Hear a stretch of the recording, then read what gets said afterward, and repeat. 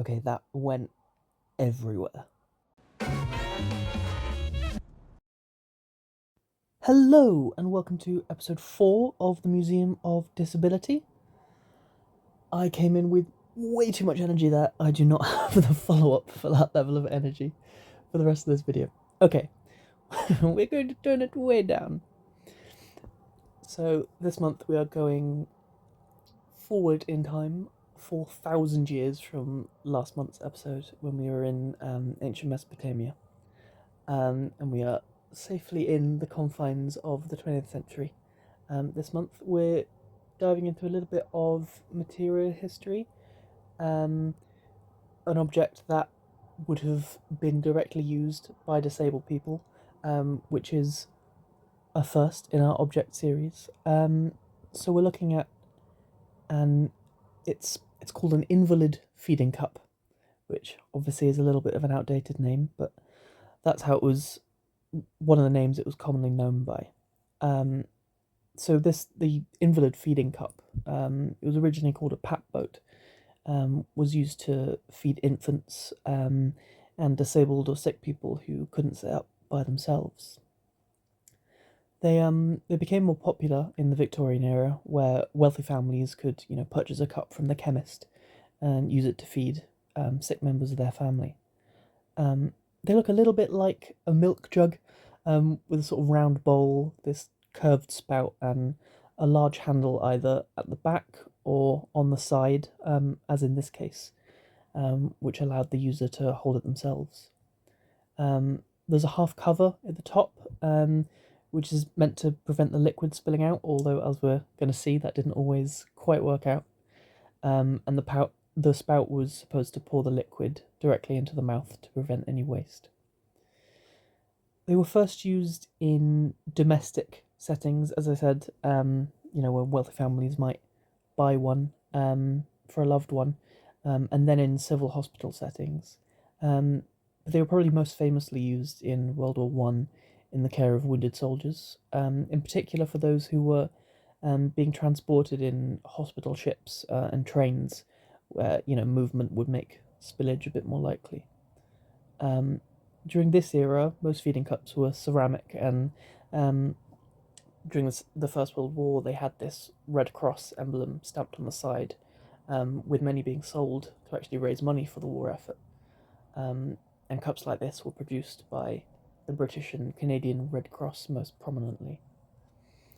I found a newspaper clipping from 1920, which was entitled "Feeding the Sick," and it was written by a nurse who goes by the initials MM, describing the use of a feeding cup and the main liquids that were used to feed patients.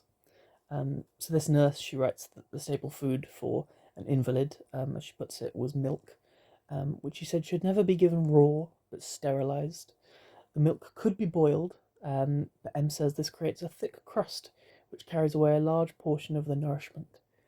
She writes that patients will often rebel against a diet of steady milk, which I don't really blame them for, and so it could be flavoured with tea, cocoa, or bovril.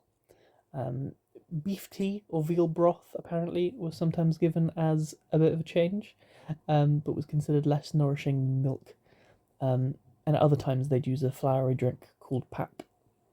She also writes that while invalid cups were very useful for feeding the sick, they were a bit of a pain to keep clean. She says, "There is nothing more likely to nauseate anybody who is ill than the faint stale smell from the feeder." I think I feel a bit nauseated just reading that, to be honest. And so instead of going through the bother of trying to keep the cups clean, she says that they'd sometimes just resort to using a glass straw in a cup instead, suggesting that the feeding cup wasn't all that practical in hospital settings. It's actually really difficult to find reference to specific people who used these cups, precisely because they are such a domestic object that apparently not many people considered worth recording. But I did manage to find a couple of examples. The first relates to a man named Sri Aurobindo, who was an Indian philosopher and nationalist, as well as an activist in the Indian independence movement against British rule. In particular, when the Viceroy of India partitioned Bengal in 1905 to much public outcry, there was an attempted bombing on an anti-nationalist judge, and Aurobindo was arrested on suspicion of planning that bomb. But he was eventually acquitted, and following his imprisonment, he developed an extensive spiritual practice for which he's probably best known today. But he comes into our view of history after an accident when he tripped on a leopard skin rug in his room, apparently, and he hit his knee on the head of the leopard, which he viewed as an occult attack on his person. The injury that he sustained involved a fractured femur just above the knee with two pieces locked together, from which he needed extensive recovery. This mainly included strict bed rest, where he was said to be, unable to move, and it was during this period that Aurobindo relied on a feeding cup. He had help washing and grooming from his mother, as well as help drinking from an attendant. And one account from a friend recalls that the attendant took the feeding cup with gargling water and put it in Sri Aurobindo's hands, having placed a small towel under his chin, which gives us some indication that we'll see more of even later, that even though feeding cups were designed to avoid spillage, this didn't really always work out in practice. And when Aurobindo asked a friend why his water kept spilling, the friend replied, "You see, this opening is larger than in other feeding cups, and when it's tilted too much, water spills over the rim. But if you drink slowly, without tilting the cup too much, water will not spill." And then that same friend says to the side, "Truly, he was sometimes like a child." Aurobindo was also a big drinker of tea, and a close friend recalled that after that accident, his way of drinking tea was rather odd. He had to drink it from a feeding cup. Could anyone relish a fine beverage taken out of a feeding cup, I wondered. And while Aurobindo eventually did recover from this injury, these anecdotes give us some insight into how feeding cups were viewed at the time, and even mirror some attitudes we might see today towards disability accommodations. And in fact, the history of feeding cups in India goes back centuries, in the form of a cup called a paladai, which was used to feed infants. And it may be this association which led to the perception of a feeding cup as distasteful for an adult and contributed to infantilization. These cups, the paladai, could be made from a variety of precious metals, and the type of metal reflected the status or caste of the owner, maybe even adding further stigma to the disabled adults who needed to use them. In Britain, this association with infants was also quite prevalent, although feeding cups only first began to appear in Britain in around the 17th century. The origin of these cups isn't too clear, but the increasing trade between Britain and India, and obviously the subsequent colonization during that period, may have contributed to their rise in Britain. The earliest types, known as pat boats, named after apparently the noises babies are said to make while feeding, were made from metal like silver, and looked quite similar to an Indian paladai, although they began to be made from other materials such as glass in the 1700s, and eventually ceramics later in the Victorian era, all the way up to the 1930s, which is when they fell out of fashion. The rise in production of these feeding cups was partially driven by industrialization. Not only was it easier to mass produce objects like this, but the rise of women in the workforce meant that more methods of artificial feeding were required. Baby bottles were produced alongside feeding cups, but the design of bottles like these actually contributed to the high infant mortality rate at the time. The thin spouts meant that the bottles were hard to clean, and so deadly bacteria could grow within. One bottle with an Indian rubber teat was even nicknamed the murder bottle because of this. And it wasn't until the 1900s that rubber could be actually manufactured to withstand the heat of sterilization. And then in 1945, a nurse named Ada Allen filed multiple patents relating to the design of baby bottles. And it's likely that it was these innovations that contributed to the decline of feeding cups after the First World War. And during the Crimean War too, feeding cups formed a core part of nursing equipment, and several have been found in Florence Nightingale's personal trunks, such as one on display at the History Curriculum Centre in Hampshire. And as you may know, Florence Nightingale also later experienced her own illness, which required a lot of bed rest, thought by some to be ME/CFS, although there's no evidence that she herself made use of a feeding cup. So one of the earliest accounts of a feeding cup being used in Britain was in 1912, involving the suffragette Louise Archibald. She was arrested on the 4th of March 1912 and charged with malicious damage to 5 windows valued at £7 and 10 shillings. Not very much, which she broke as part of suffragette protests. She was sentenced to 4 months' imprisonment, which was an unusually harsh punishment, for breaking a couple of windows, which reflected her status as a political activist. And due to prison overcrowding in London, she was sent to a prison in Birmingham, along with 23 other women. Over 100 miles from her family, Louise and the other women began a hunger strike on the 23rd of June, and the following evening all 24 women were force-fed.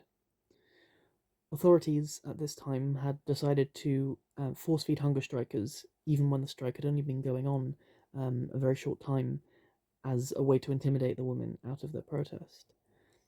In this case, they'd only been on strike less than 48 hours when the force feeding began, and all except 7 women were fed by nasal tubes, which was pretty much the standard for suffragettes. And Louise was one of the 7 who accepted food by a feeding cup. But you shouldn't think this was an easy way out. Laura Ainsworth described how the 7 women were placed in a chair and held down with their mouth held forcibly open. 5 wardesses held Louise down, while milk was poured down the feeding cup into her mouth. And in the Nurse's Handbook, Making Good on Private Duty, the author Harriet Camp describes how the feeding cup is apt by pouring too freely to cause choking. And, it's hard to imagine that the wardesses took pains to avoid that while force-feeding Louise. So it was probably a pretty unpleasant experience, as most suffragettes who went on hunger strike in prison experienced throughout the 1910s. And so in this we can see the quite complex reality that these feeding cups weren't just an aid for infants and the disabled, but also quite literally an instrument of torture. I could only find a couple of references to a disabled person making use of a feeding cup, and in one, classically, the person wasn't even named. And this first account is from the evangelist newspaper, the Elim Evangel, which this edition was published on August 12th, 1932. While this paper usually detailed accounts of divine and miraculous healing, the account we're going to see is quite notable for describing someone who was not able to be healed. There are several accounts in this paper, which we can probably dismiss as exaggeration or allegory. But this account deserves special attention precisely because it goes against the primary purpose of the paper, which is to spread the word of the miracles of God. A missionary writes that on his way back from a mission in China, he received a letter asking him to call on an invalid. The missionary had been told beforehand that the man was blind, but he recorded his shock at seeing the full extent of this person's condition. The missionary writes, "He was lying upon the bed, every joint in his body immovable, unable to turn in any directions. His jaw was locked, so that it necessitated the removal of his 2 front teeth to insert the spout of his feeding cup. His whole body was stiff as a log, but his mind was full of vigour, and his heart was full of the grace of service."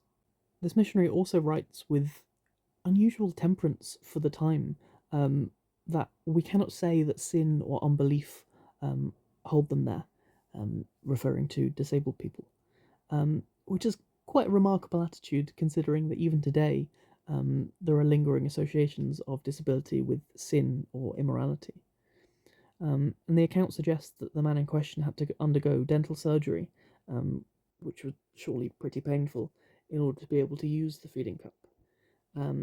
But this example uniquely shows the use of the feeding cup for such patients, whom the use of any other cup would be impossible. The second account actually comes from the poet Siegfried Sassoon's Memoirs of an Infantry Officer, from his time recovering in hospital. The passage is quite long, but well worth reading, I think. It begins with Sassoon describing what he can see from his hospital bed, and he writes, "For instance, there was that tall, well-preserved man pushing his son very slowly across the lawn in a long-wheeled bed.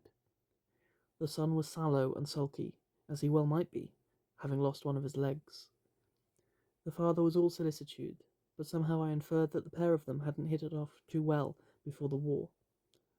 More than once I had seen the son look at his father as though he disliked him, but the father was proud of his disabled son, and I heard him telling one of the nurses how splendidly the boy had done in the Gomencourt attack, showing her a letter, too, probably from the boy's colonel. I wondered whether he had ever allowed himself to find out that the Gomencourt show had been nothing but a massacre of good troops. Is the sun too strong for you here, Arthur? Arthur shakes his head and frowns up at the sky. Then the father, with his neatly trimmed beard and elegant buff linen waistcoat, begins to read him Haig's latest dispatch. The level, cultivated voice palavers on until the nurse approaches brightly with a spouted feeding cup. Time for some more beef tea? Nourishment is administered under approving parental eyes. So in this, we get a sense of the discord present between those able citizens who viewed disability in this time as a sort of unique badge of honour, and those disabled soldiers who had actually experienced the horrors of the First World War. Sassoon doesn't explicitly describe how the young man reacted to being fed through a feeding cup, but we can get a little bit of a sense of his attitude through this photograph of another soldier at the Australian Casualty Clearing Station who was wounded at the Battle of Ypres in 1917. So we can see him drinking from the feeding cup as if it were a normal cup, which suggests maybe some level of rebellion towards the patient care that the nurses had prescribed. And while we shouldn't take this to mean that the feeding cup was uniquely disdained by the disabled people who needed it, as we saw in the previous account, clearly it provided a necessary aid in some cases. But there is the sense that it came to be viewed as the mark or the symbol of a patient. And for soldiers used to their ability and independence, using a feeding cup was probably an unwanted reminder of their newfound disability. So, outside of historical accounts, literature from this period and afterwards is full of the occasional references to feeding cups. In Agatha Christie's By the Pricking of My Thumbs, the character Tuppence wakes up in hospital, and Christie writes that the nurse brought her some tea in a kind of feeding cup and supported her while she sipped it. And then in James Joyce's Ulysses, the character Leopold Bloom reflects on the death of a woman he knew while driving past a hospital. The passage begins, Eccles Street, my house down there, big place, ward for incurables there, very encouraging. Our Lady's Hospice for the Dying, dead house handy underneath, where old Mrs. Reardon died. They looked terrible, the women, her feeding cup and rubbing her mouth with the spoon, from the screen round her bed for her to die. And from these two passages, there's a sense that the feeding cup was a convenient literary device to evoke the scene of a hospital, or even the idea of death and sickness. And following an era when red spots on a handkerchief was the thing that was synonymous with tuberculosis, it's not really surprising that writers latched on to other such symbols in the decades that followed to allude to illness. However, such usage probably contributed to the association of the feeding cup with the idea of the patient, and the disabled people who had to rely on such cups for food and drink probably had to grapple with these prevailing ideas of what a feeding cup represented. In their daily existence, just by using a feeding cup, they were relegated to the role of patient, as so many still are today. And while the feeding cup was undoubtedly a valuable object for such people, we've seen that it probably wasn't an object free of stigma and negative associations. As I met, ah, ah, my throat is dying today. Ah. As I mentioned earlier, the feeding cup began as a small boat made from metal or glass, but gradually began to be produced from ceramics, and the type that we can see here was popularized from the 1880s. This may have been partially driven by the need for better tools for treating victims of the fifth cholera pandemic, which lasted from 1881 until 1896. This particular pandemic was so virulent that it became known as the Eastern Plague, as a reference to its original habitat on the Indian subcontinent. And this outbreak led to quite a few significant advances in science, most particularly the German microbiologist Koch's isolation of the cholera bacteria, which led to the development of germ theory. And better ideas about sanitation may well have influenced the designs of new feeding cups, such as this one.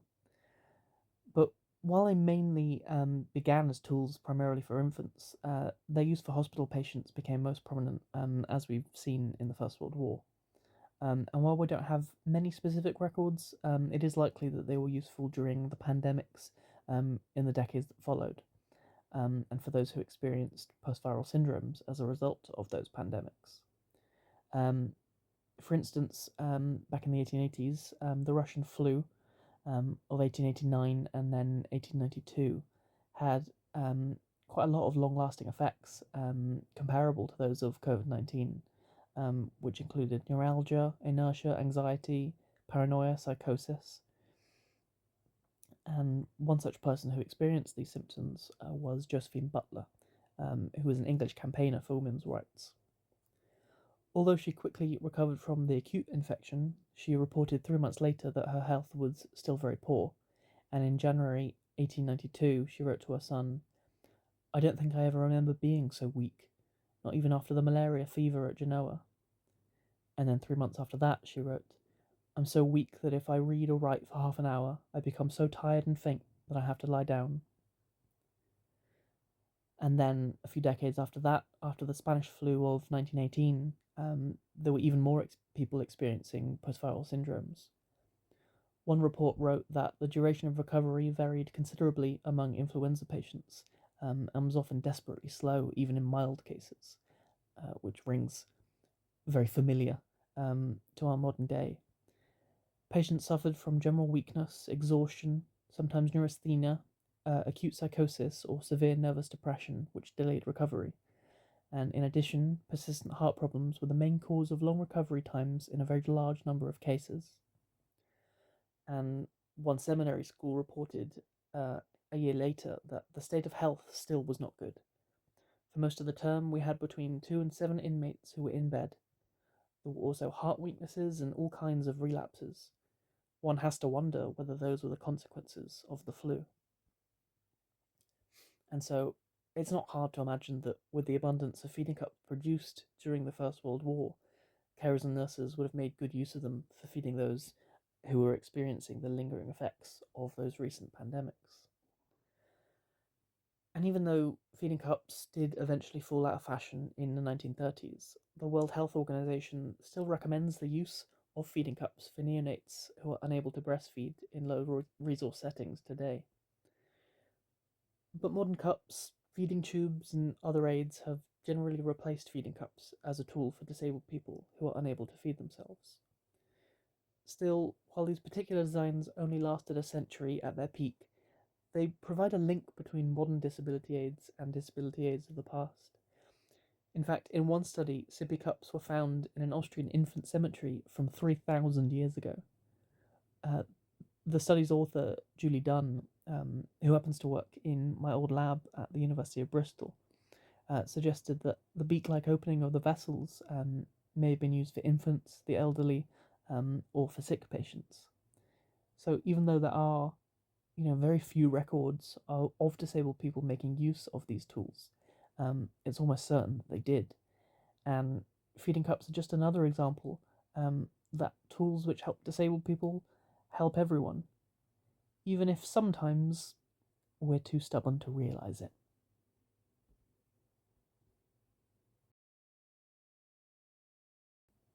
And that is everything for this episode.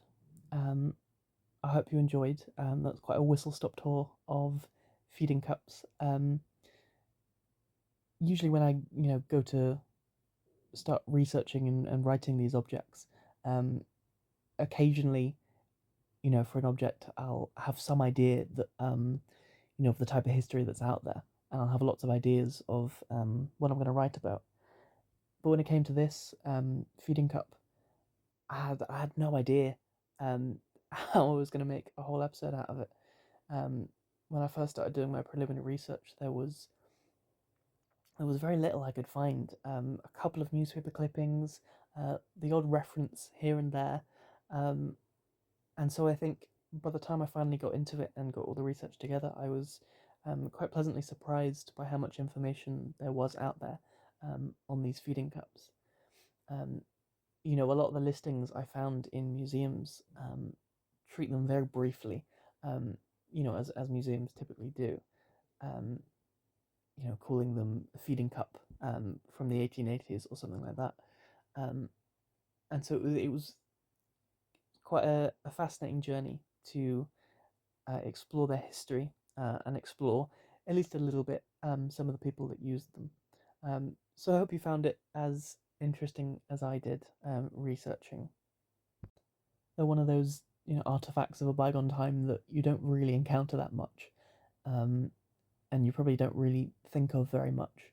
Um, but for some people, at least, they were quite a big part of their lives, and some of the people that we've seen in these accounts, the feeding cup probably had quite a big impact um, on their life, um, which I find really interesting.